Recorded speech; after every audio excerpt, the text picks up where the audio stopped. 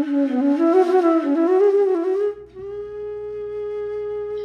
afternoon, everybody. I'm so happy to be joining all of you on this beautiful day. Happy Father's Day to everybody that's out there. And also welcome to the 6th International Day of Yoga. We just finished up our 17th session of the 21 slots for a variety of yoga classes that have been offered. I'm here co-hosting with Suchi. Hi, Suchi. Hi, Jyoti. I'm so glad to be here. Yes, and yes, thank you, Suchi. And I'm Jyoti Ranjan. I'm from New York City. During a little bit about myself, Suchi, because this is the first time we're actually meeting. Yes, definitely. Go ahead. Even though I've been part of Heartfulness for 20 plus years, and but with 5 million practitioners, it being available in 160 countries, I could see how we didn't quite meet each other. Yes. Oh, yes. But, funny thing is, even though we haven't met face to face, and this is like first time we are meeting face to face, even though virtually, it doesn't feel like that. It feels like we have known each other from quite a long time. Yeah, actually, I concur, because yes. I think the one liberating fact about Heartfulness is that there's so many centers around the world. That I feel like I have extended family everywhere because of our... Yes. Oh my God, that is the biggest advantage. It is all around the world. Wherever you go, you'll find people. And you don't even need to think like whether you know them, how much you know or not know them. It's just like you meet them and you connect. There's a connection which is already, kind of destined. Yes, and I wanted to take a moment to thank Marjorie, who I've also known for about 20 years, but I actually have had physical interactions with her because she has her Phoenix yoga studios in Vermont, and she teaches Swarupa yoga, and she's a Heartfulness trainer as well as Heartfulness yoga through the Yoga Alliance instructor. Yes. And it was an incredible session, Marjorie. I can't thank you enough. It was so healing and gentle and loving. It was a loving way to connect with ourselves. Beautiful class, Marjorie. And she specializes in therapeutical, so that is unique. That is different from the regular yoga. So that is really helpful to many people who are going through something like pain or not well. That helps a lot. Yeah, definitely with challenging physical modalities. Very quickly, I suppose, it's, I want to ask you a couple of questions, just to get to know you better. How did you start with yoga? What was your journey with yoga? That's a very long answer, yes, but I'll get back to that definitely. But before that, I would take this opportunity to welcome everyone. Namaste, not just from not just people from US, Canada, and whoever is connecting with us right now, because in India it's almost sleeping time. Most of the people in India, they must have hit the bed by now. So it's okay if you're still connected, please stay with us. And people who are joining us from US, you're definitely welcome to enjoy this beautiful session. And we have, this was the first class, I think, Marjorie, from US. I believe so. So yeah, I think so. So yes, it has come to US now. So after that, there's Leah's class. And I would like to take this opportunity also to wish my dad and all the fathers around the world Happy Father's Day. So this is a coincidence, it's International Yoga Day, Happy Father's Day, Summer Solstice, you name it, it's today. So yes, and you asked me about my journey. It started in a fun way. It started when I was really young. I just, bumped into a book that was lying around my house. What piqued my interest was the pictures in the book. So not interested in reading, but yes, it was a picture book. So I flipped through the pages. I found those poses. They were like, wow, people can do that. Okay, so let me see if I can do that. So I tried some of the poses, whatever way I can try. So that was interesting. And then second, life-changing moment for me was when I saw face-to-face a person. A woman, and she was demonstrating to all the ladies, but I was just a child there with my mom. I was just visiting, and then she instantaneously popped up in a wheel pose. that moment for me was like, yeah, like what did she do that? And I was so amazed. I tried to do it, I could not at that point of time. And I tried. They said, you can do it, just keep trying. And when I tried, when first time I was able to do that, that was like, it felt like an achievement. So I must say it was more of a physical practice when it started, but heartfulness changed it all. Now it is more like, yoga has become more like a meditation. It's like, you dive deeper into it. It's like music. So when you're not taking a class, when you're not verbally cueing someone, or you're not checking your students, if you're just doing by yourself, it's so much like a meditation. You're like in there. Absolutely. No, it's very much the same experience for me. Yes, you have been, we have been like graduates of same yoga school. Yes, I would like to. Just different batches. Different batches.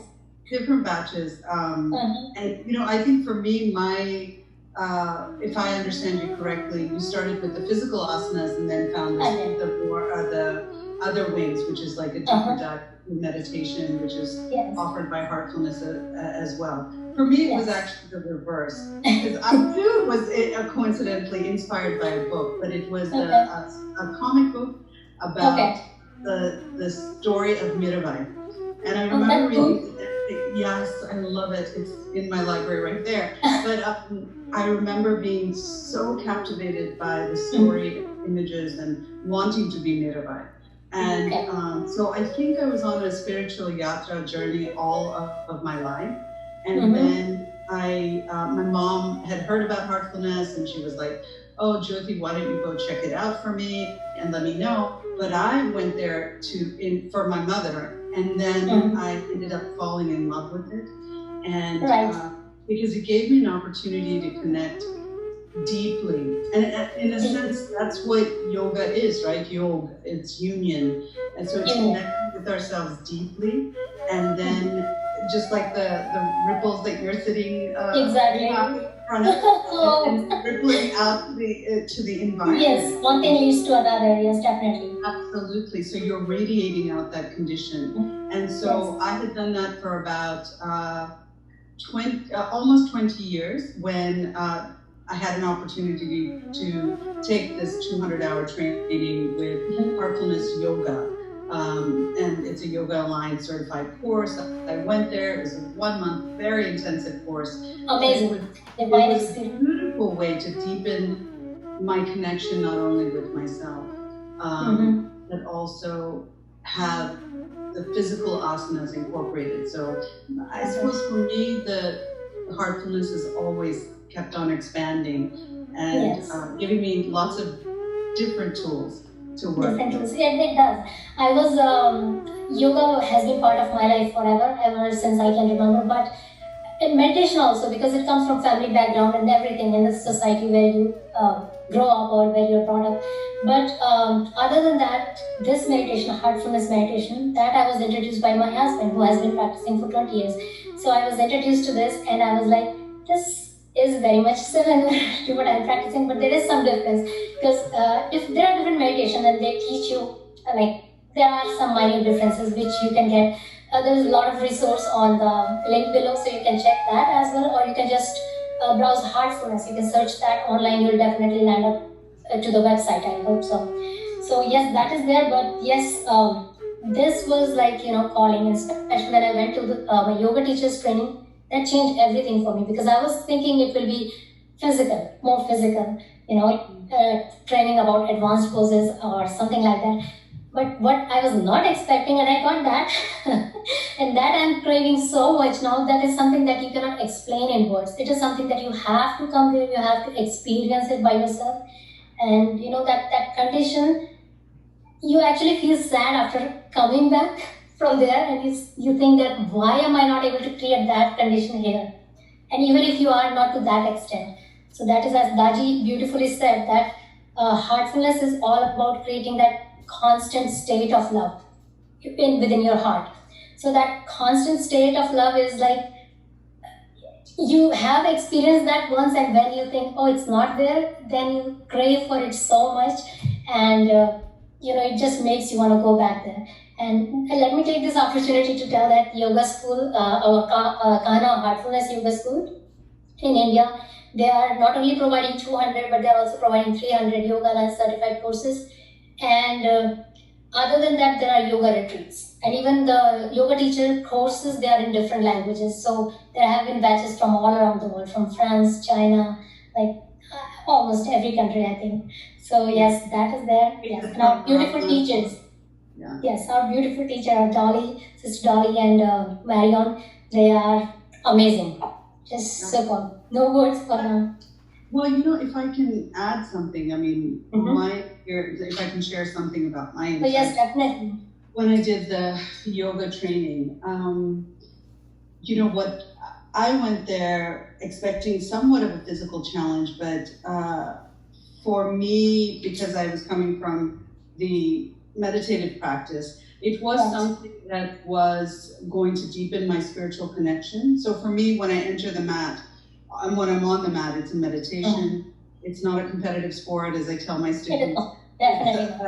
It's a way to really know yourself, prayerfully, connect with yourself and then beyond, as I was saying. But what I found in my yoga training classes, there was a lady there who was 85 and in declining health. There were people who were of all sizes and shapes and ages. And definitely. Powerful. What I found the most powerful thing about two things actually that really struck me so deeply is the fact that one, your body does not limit, it's all in your mind, and how, like, there are people who couldn't do certain asanas, but if you imagine that you were doing it in your mind, that if you were doing that asana, even if you were just sitting there in an upright position, your body would be able to get the benefit of it. And and that also, with heartfulness, so much of it is attitude. And so much of it is that your mind can dictate exactly what is manifesting. Like, it was interesting. There was something that Daji did with us. And he said, okay, close your eyes and imagine the most perfect meditation you've ever had, or the perfect, whatever. And if you close your mind and you deeply, if you can take a moment to do it with me, if you can really connect deeply to, like you were saying, Suchi, like your best moment in your yoga training, or for anybody who's watching, whatever your moment is that was perfect for you. And just sit in that. And you can recapture that condition. It's something very visceral. So, that is the power of the mind. It does take you back in time. It does. And no, it brings it to the present. And, it's like a time machine, it's magical. You actually transported to that moment. Absolutely. And you can bring whatever condition, love or whatever it is that you want. So that was one of the most powerful things, that, mind is definitely over matter, that, yoga it's this union with the self, and that you can recreate it. So I don't know, maybe that's 3 points. Yeah, you know what? Actually, Jyoti, you said that this is mental. Many people, when they come to yoga class, like I have been taking classes so many at different places, like libraries, yoga studios. So first idea of any person, any layman who comes to yoga, that idea is that it is physical practice. Am I going to lose weight? Am I going to get in shape?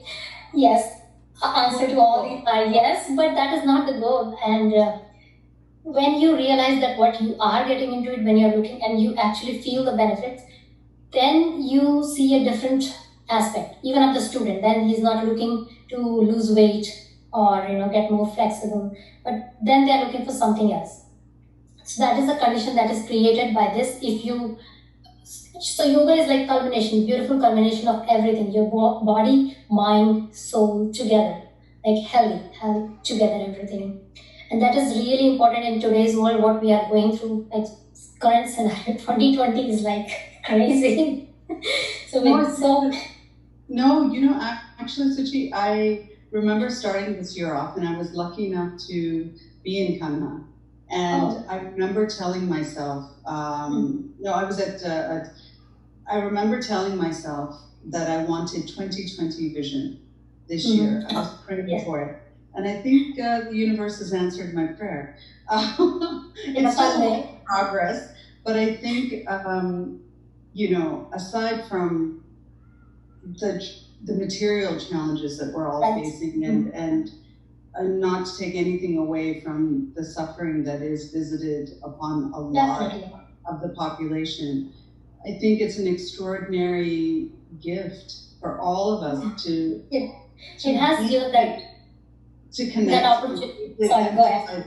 No. To deeply connect and empathize with each other, because we're all in the same storm. But what was the quote I heard? We're all in the same storm, but in different boats. So if I can look at it that, yes, we're all experiencing the storm, but in different boats, and if we're able to connect with each other without, like, what do? We usually hug, we usually, comfort in that way, but we're being given an opportunity to deeply pause, deeply connect, deeply reach out. Introspecting and then reach out. I know that with Heartfulness New York, we're doing 3 sessions a day, every single day. We are connecting with our fellow practitioners, and then we're also providing like a 9 p.m. meditation, universal prayer that goes globally. So just a way to connect. Jyoti, just like you said, like this has been a difficult time, but at the same time, times like these, they are the one that provide you the opportunity to connect again. Otherwise, you're so busy with everything external, and this is the moment that gives you that opportunity to reflect within and see, like, what are we doing? Think again. Where are we going? So these are trying times, but I think this is what makes you. So other than that, like you said, we are doing in New York. We are also doing a lot of things in New Jersey, like reaching out to schools, corporates, libraries, wherever you name it, and like wherever you can reach, we are doing that. And other than that, we are also conducting online. Like everything has went online since past few months. So we are doing same as like you are doing. So I think everyone in all the states in India, everywhere, they're connecting like this. So there are lots of meditation opportunities, and you guys can download apps. There are apps. You can connect through that. You can go to website, Facebook pages. YouTube is filled with so many resources, and even in this YouTube, there are so many links. Please scroll and just find the link that suits you best.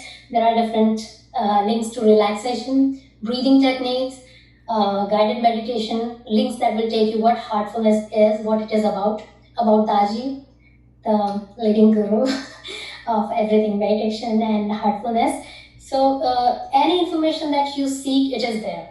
You can just browse through it. Yes. It's like a buffet, as you said. Yes. I mean, you can choose what it is that you want to do. Yes, and do you want to show the books? Yeah, one of the one of them is Heartfulness Way.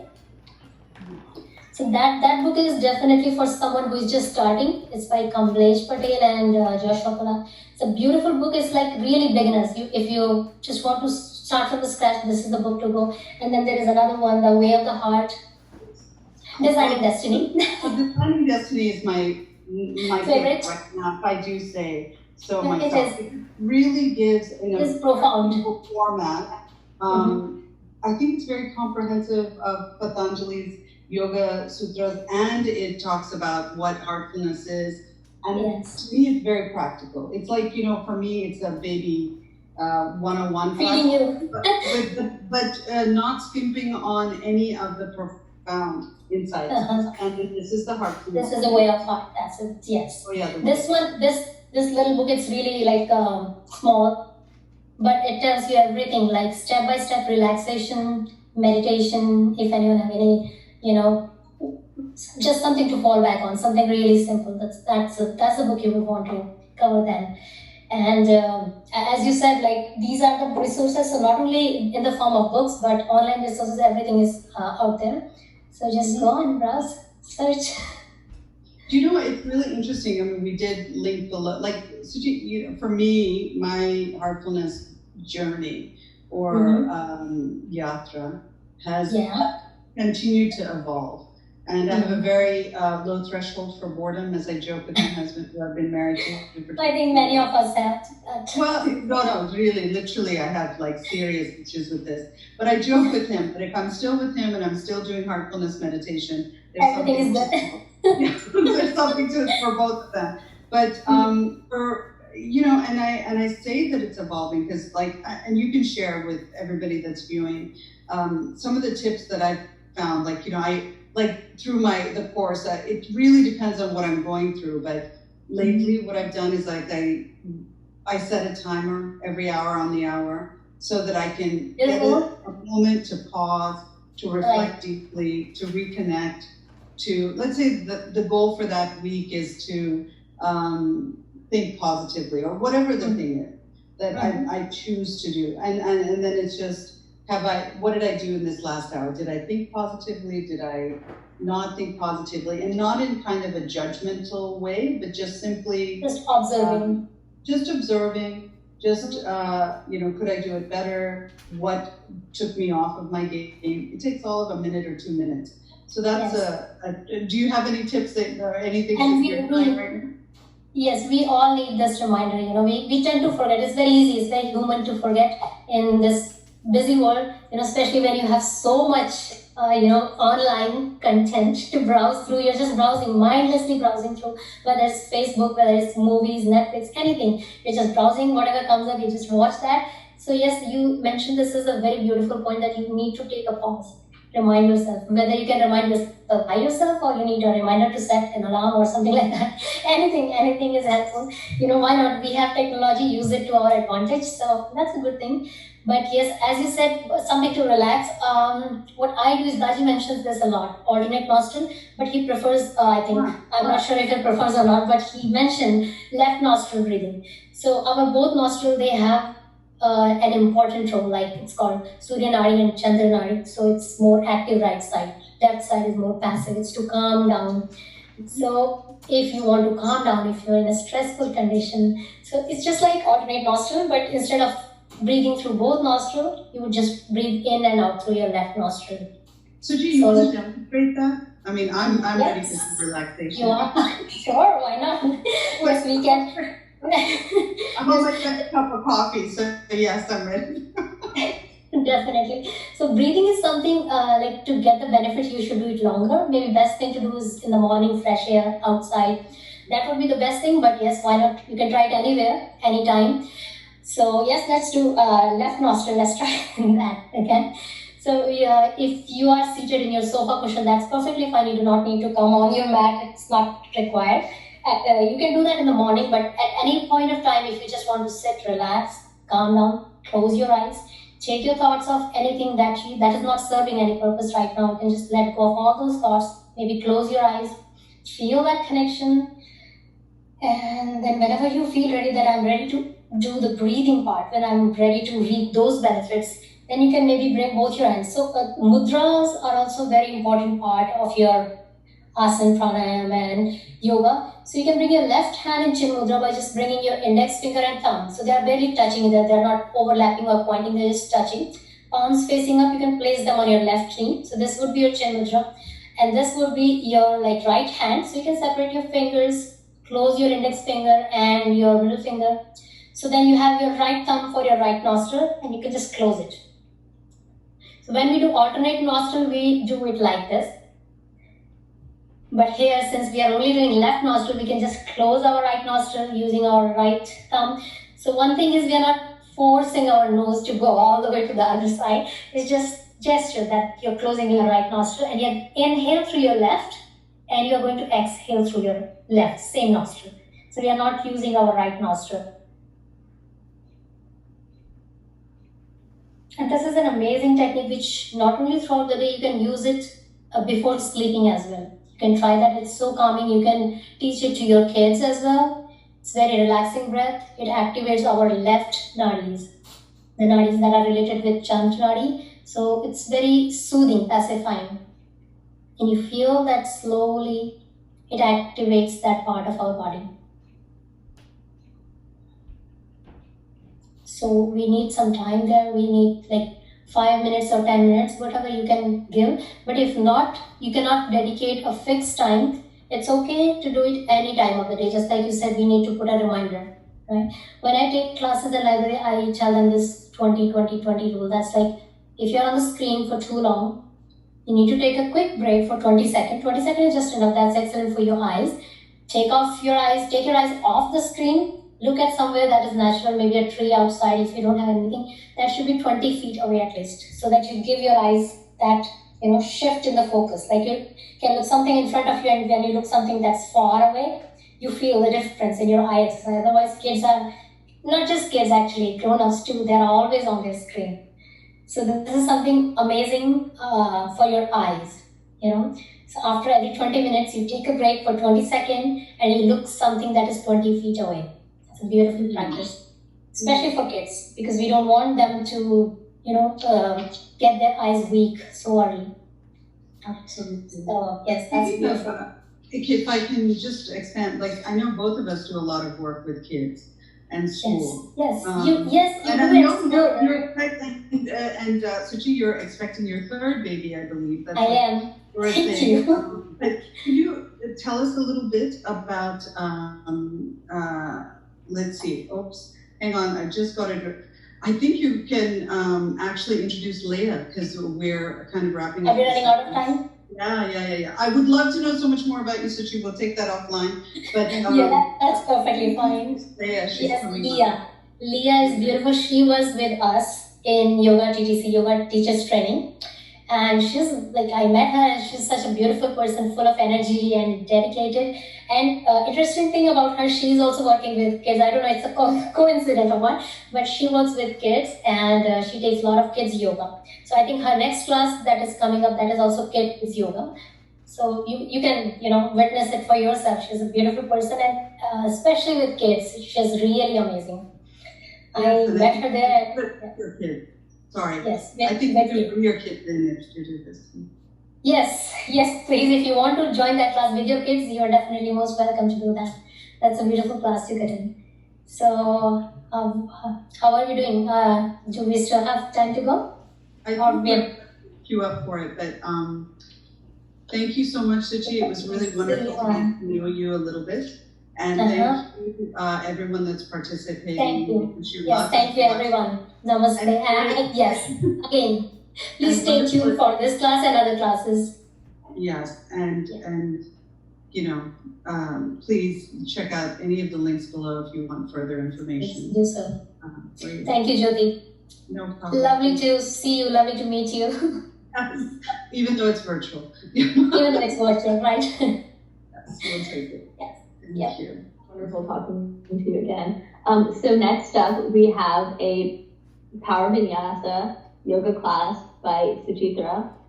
So she was born and brought up in a town near the foothills of the Himalayas, and she's always been fascinated by yoga and meditation. She was actually introduced to Heartfulness by her husband, who's been meditating for 17 years now. Since then, she's been practicing. She's become a Heartfulness trainer, a yoga enthusiast, and a mom of 2 little budding yogis. She believes in third one on the way. By the way, just a disclaimer, she is pregnant, but pregnant women, please be mindful. Please do not do this advanced practice. Suchitra has been practicing yoga for many, many years now. But I very much do hope you enjoy her class. She believes in heartful practice of yoga and meditation for a happy, holistic life that includes mind, body, and soul. She's currently living in New Jersey, and she teaches yoga to people from all around the world and enjoys that connection with her students.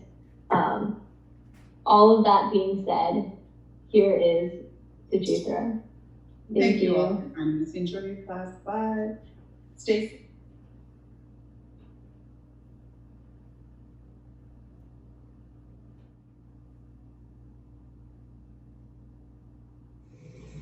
Hello everyone, and welcome to Heartfulness Yoga Practice on this International Yoga Day. My name is Suchi and I'll be guiding you through Power Vinyasa sequence. So we will be covering this Power Vinyasa in 5 different parts, starting with pranayama and warm-up, and 3 short series of Power Vinyasa, finally followed by cool-down yoga poses, and then we'll wrap it up with a deep relaxation of Heartfulness yoga and meditation. So before we can proceed, I would also like you to check with your doctor or your healthcare professional if you are good to go. And if you have not done this kind of yoga practice for pregnant women, especially, I would like you to check with your doctor. And even when your doctor says, yes, you can do these practices, I would suggest you listen to your body first, because there are a lot of changes going in our body during pregnancy. There is a gravitational shift as our weight increases in the front of our body, and there's a hormone relaxant that stretches everything, so you might be your bones and joints might be very flexible. So you want to keep those things into consideration. Other than that, I will be using props, and I will also be showing modification if you're pregnant. And one more thing, if you're pregnant, I would suggest you would start with a prenatal yoga if you have never tried this before. Otherwise, if you're already in your practice in advanced or intermediate level, then you could join for this practice. You might need a set of blocks or yoga strap and maybe a rolled towel or blanket. So let's proceed. Let's start with coming in the seated comfortable position. You can sit in Sukhasana by crisscrossing your legs, or you can come in half lotus by simply bringing your one foot on top of your thigh, that is Ardha Padmasana, or you can bring both your feet on top of your thigh for the full lotus.